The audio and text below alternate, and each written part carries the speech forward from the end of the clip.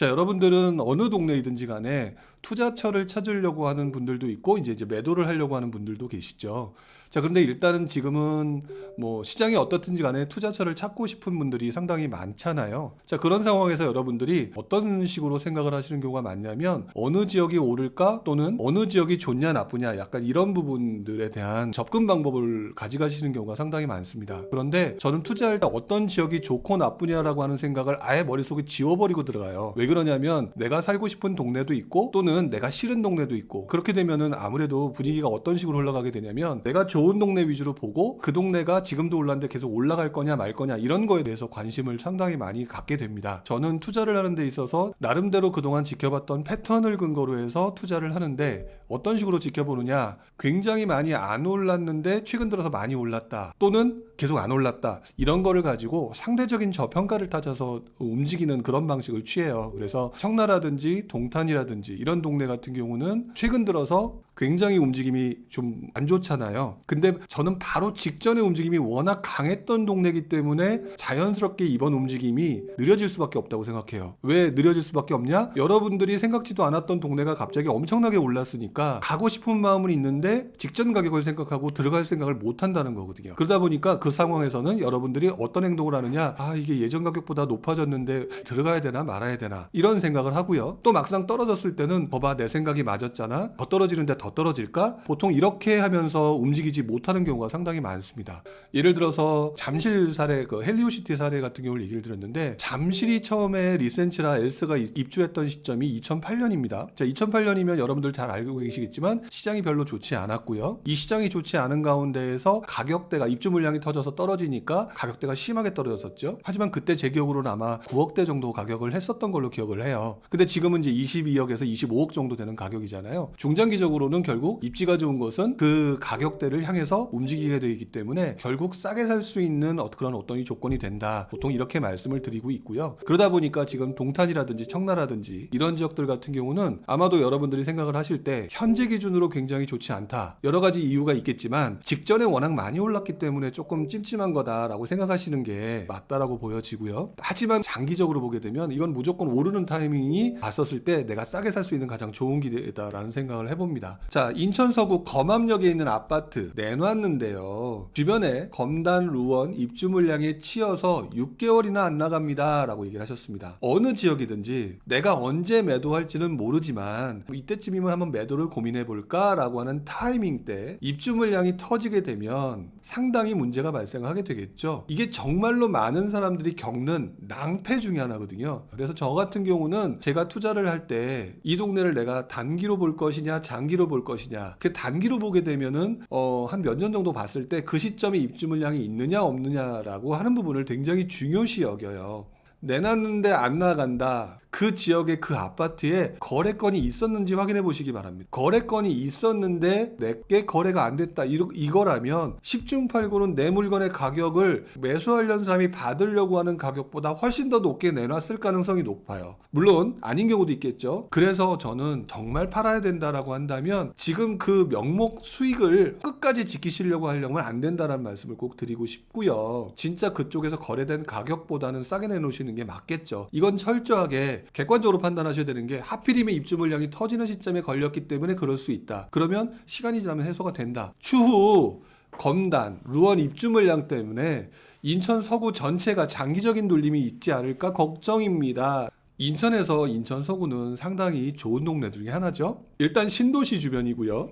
두 번째로는 공항철도 같은 역세권이 있는 쪽이라서 사람들이 서울로 진입하기가 상당히 좋은 동네죠. 자, 그래서 인천 쪽에 오시는 분들 중에서도 서울 쪽에 계신 분들이 오려고 하게 되는 경우 많은 분들이 고려하는 동네 중에 하나임에는 틀림이 없다라는 겁니다. 그렇기 때문에 이거는 장기적인 눌림이 아니라 이 물량 자체가 해소가 되게 되면은 인천 서구 전체에는 아무 영향도가 없을 거예요. 단지 단기적인 눌림이지 장기적인 눌림이 아니라는 거죠. 물량이 해소가 되게 되면 결국에는 사람들의 선호도가 높아질 수밖에 없다. 이거는 변함이 없다. 시간이 문제일 뿐. 서울이 직장이고요. 본인 자금이 1억 있다고 합니다. 서울 빌라는 실거주 겸 1주택으로 구매하는 게 좋을까요? 아니면 윤석열 정부의 LTV 완화나 청년 원가주택 등 제도 변화에 있을 때 저렴한 서울 아파트나 경기도 아파트를 연끌로 구매하는 게 좋을까요? 라고 얘기하셨는데 투자 방법은 되게 다양하거든요. 그 투자 방법 중에 가장 대표적인 것 중에 하나가 장기로 보는 투자. 어차피 요즘에는 입지가 좋으니까 장기로 보는 투자가 있고요. 그 다음에 제도 변화에 따른 어떤 모멘텀 투자. 저는 이제 가치 투자와 모멘텀 투자라고 분리를 하고 있는데 이거는 여러분들의 선택에 따라 달라지거든요. 그러니까 예를 들면 이런 것 같아요. 지금 이쪽 저쪽 들썩들썩 뭐 GTX 때문에 여기가 오른다 뭐 한다 하는데 나는 가치 투자할 거야 라고 하게 되면 돈을 못 벌게 되겠죠. 자, 그런데 시장이 막 모멘텀 투자로 막 가게 되면은 너무 많이 들썩거리기 때문에 결국은 어느 순간은 가치 투자로 회귀하는 경우가 있거든요. 그래서 상황에 따라서 대처를 하는 게 좀 달라야 될 필요가 있을 것 같아요. 투자는요, 장기적인 관점과 단기적인 관점이 있다. 자, 그리고 직전에 엄청나게 오른 곳들은 단기적으로 수익률이 낮다. 왜? 너무 많이 올랐기 때문에 그것들이 시장에서 받아들이는 시간이라는 게 존재해요. 그래서 남들이 어디가 좋아요 라고 따라 들어가게 되는 경우에 내가 사면 안 오를까라고 하는 게 바로 이런 타이밍이거든요. 중요한 건 제가 지금 말씀을 드렸어요. 본인이 장기적으로 투자할 거냐라고 하는 거를 먼저 생각을 해보셔야 되겠죠. 자, 두 번째, 단기적인 타이밍을 노린다라고 하는 부분이 들어가 있다라고 하게 되면 아까 앞에서 말씀드렸던 전자를 말했던 장기적으로 입지다라고 하지만 하필이면 그 입지 좋은 애가 최근에 엄청나게 올랐다라고 얘기하면 얘도 잠깐 주춤하는 기간이 있단 말이죠. 그 주춤하는 기간이 단기잖아요. 그거는 단기적으로 별로 투자처럼 별로 좋지가 않습니다. 그래서 본인이 장기 투자냐 단기 투자냐라는 것들을 명확하게 잡아야 돼요. 첫 번째, 단기적으로는 입지다. 단기적으로는 최근에 오른 곳은 단기적으로 별로 좋지 않다. 바로 이 큰 두 가지 틀을 가지고 보는 게 많습니다. 일반인들 같은 경우는 내 자금에 맞춰서 가장 효율적인 걸 선택해라. 이렇게 가는 게 좋겠죠. 예를 들어서 입지가 장기적으로 좋다고 했지만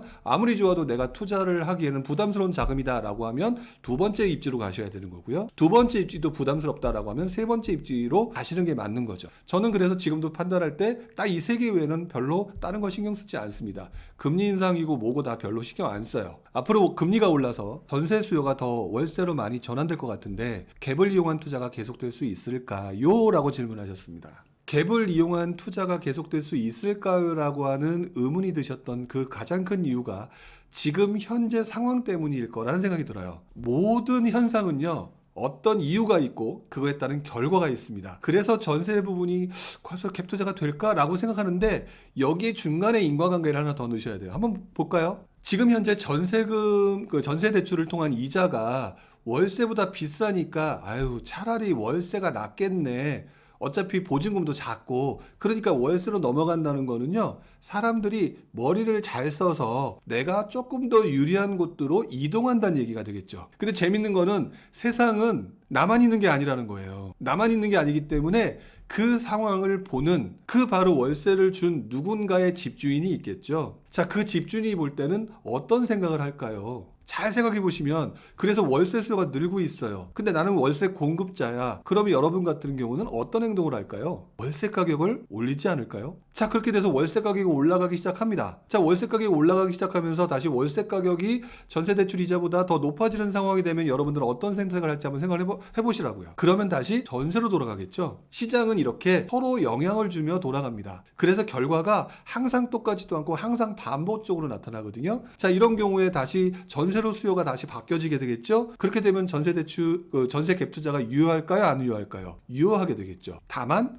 전세 갭 투자의 분위기가 어쩔 때는 주춤하다가 다시 유행하는 시기가 온다라고 하는 건 그래서 변함이 없어요. 그래서 그 시장은 순환하는 거거든요. 그리고 시장이 변하는 데 있어서 가장 중요한 것은요, 항상 시장은 나만의 생각으로 움직이는 게 아니라 나의 생각에 대비하는 또 다른 사람의 행동에 따라서 바뀐다. 그래서 어쩔 때는 월세가 유리한 투자, 어쩔 땐 전세가 유리한 시기가 오고, 그렇기 때문에 갭을 이용한 투자가 계속될 수 있을까요? 라고 하는 부분에 대해서는 아예 걱정을 붙들어 놓으시라고 말씀을 드리고 싶고요. 충남 당진에 장기 갭 투자로 작년에 2달 차로 구매를 했습니다. 2년 후 한 개를 매도하고 나머지 한 개는 2년 더 가지고 가서 매도하려고 합니다. 제 생각은 어떠냐고 질문을 하셨는데 또 역시 대응의 관점으로 보셔야 되는 것 같은데, 자, 여러분 한번 생각을 해보시기 바랍니다. 여러분들이 계획을 세우신 거 계획대로 되던가요, 안 되던가요? 제가 보기에는 계획대로 된 적은 아마 거의 없을 겁니다. 그리고 계획대로 되지 않았던 이유가 아마도 그때 상황이 바뀌어서였을 가능성이 상당히 높죠. 그래서 저는 계획을 세우시려면 저는 플랜 A만 세우지 마시고요. 플랜 A가 최고의 선택, 플랜 B가 일반적인 선택, 그 다음에 플랜 C가 최악의 선택 정도의 그런 어떤 시뮬레이션을 돌리고 선택을 하셨으면 좋겠다라고 말씀을 좀 드리고 싶어요. 일단 충남 당진이라고 하는 부분을 부채를 가지고 계신데 2년 후 한 개를 매도하는 이유에 대해서 본인이 스스로 선택을 하셔야 돼요. 2년 후 매도를 하려고 했는데 예를 들어서 별로 그 지역이 움직이지 않았다. 매도하고 싶을까요? 조금 더 기다려볼까? 이러면 또 계획이 바뀔 수도 있는 거거든요. 또는 2년 후 내가 매도를 하는 시점에 그 주변의 다른 지역의 물량들이 어떻게 되느냐, 또는 예를 들어서 당진이니까 건너편에 있는 서산이랑 홍성에 내포라 이런 쪽에 무슨 일이 일어나느냐에 따라서 또 달라질 수가 있거든요. 근데 그거를 1년 후도 모르는데 2년 후를 한 개를 매도하겠다라고 딱 정해놓고 움직이신다라고 하면 이거는 지금 아무리 저하고 이런 얘기를 해봤자 저도 틀린 답 드릴 거고요. 본인도 그때 가서 우왕좌왕할 가능성이 상당히 높을 거예요. 일단은 매도를 한다고 하시니까 일단 그 시점에 그 주변 지역에 있는 입주 물량과 당진의 입주 물량 한번 보시기 바랍니다. 그리고 난 다음에 판단을 하셔야 되는 거지. 더더구나 예를 들어서 뭐 세종은 나는 세종이다라고 해서 세종이 입주 물량이 적으면 올라가고요. 거기에 따라서 대전이라든지 뭐 나머지 천안이 영향을 받거든요. 근데 당진 같은 경우는 내 의지대로 움직이지 않을 가능성이 상당히 높은 동네 중에 하나가 바로 이제 흔히 말하는 중소도시죠. 그래서 저는 2년 후 한 개를 매도하려는 이유가 물량 때문에 그러신다라면 그렇게 하시기 바랍니다. 근데 나머지 한 개를 2년 더 가지고 가서 매도하려고 합니다. 근데 그 이유가 없어요. 솔직히 투자하는 사람의 관점에서만 말씀을 드리면 같은 동네에 두 개를 하는 거 뭐 상황에 따라 다를 수 있겠죠. 근데 이왕이면 저는 입지 좋은 데로 이동하는 게 맞다라고 봅니다. 예를 들어서 충남 당진이 이렇게 움직이기 때문에 이렇게 계산할 거야 라고 했는데 그때 가서 보니까 당진보다 훨씬 더 좋은 어느 지역이 입주 물량이 터져서 막 뒤집어집니다. 가격이 뭐 3억 5억씩 툭툭 떨어집니다. 이거는 이 동네가 나중에 안정적인 상황이 됐을 때는 다시 회복될 기미가 높거든요. 그러면 내 물건들의 어떤 가치가 더 높은 걸로 이동할 수 있는 굉장히 높은 상황이 되거든요. 그렇기 때문에 저는 내 물건을 어떻게 할 거냐가 중요한 게 아니라 내 물건은 그때의 2년 후의 상황의 입주 물량이라든지 그런 걸 기준으로 판단을 하시되 나머지 한 개는 2년을 더 가지고 간다라는 게 너무 막연하다. 그럴 바에는 투자라고 하는 거는 결국 부동산 투자에서 제일 먼저는 입지다. 그리고 두 번째가 아까 말씀드렸던 입지를 기반으로 하고 그 다음에 정책이라든지 이런 제도 변화에 따른 어떤 모멘텀, 호재라든지 이런 거에 따라서 가격 움직임이 나타나는 거기 때문에 두 번째를 그런 걸 봐야 돼요. 너무 특정 지역에 딱 정해놓고 이것을 가지고 계획에 따라 움직이려고 하는데 그렇게 계획대로 안 될 것이다. 그러니 계획대로 딱딱 맞춰서 하기보다는 그 상황 속에서 좀 더 좋은 입지로 이동하시라고 말씀을 좀 드리고 싶습니다. 자, 이렇게 말씀을 좀 드리고 오늘 말씀을 종료를 좀 하려고 했는데요.